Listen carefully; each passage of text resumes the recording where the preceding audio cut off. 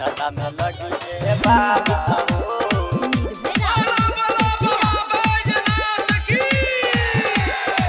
भोले बाबा अवतारे देव घरवा एक महीना ला हमनी के घरवा एक महीना ला हमनी के घरवा भोले बाबा अवतारे देव घरवा एक महीना ला हमनी के घरवा चल के मंदिर मांगल जाई भोले बाबा हो कंवरियन के गुरु नशा में लगी है बाबा हो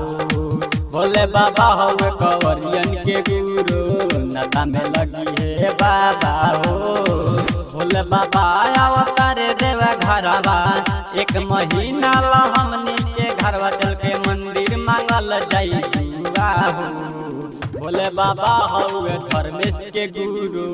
नशा में लगी है बाबा हो भोले बाबा हो धर्मेश के गुरु नशा में लगी है बाबा हो नशा में लगी है बाबा हो नशा में लगी है बाबा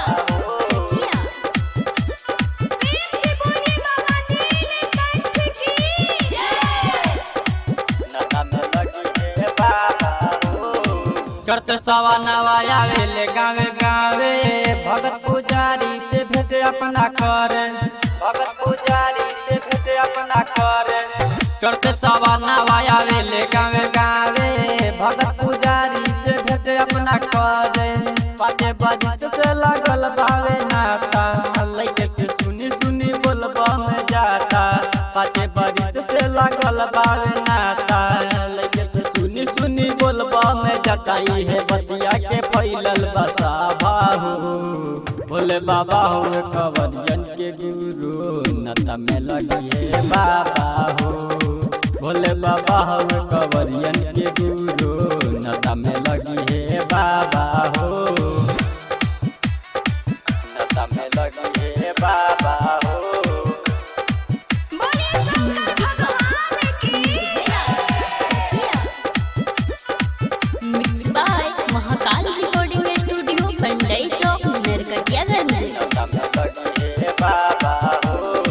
साल भर में एक बार गावे में आके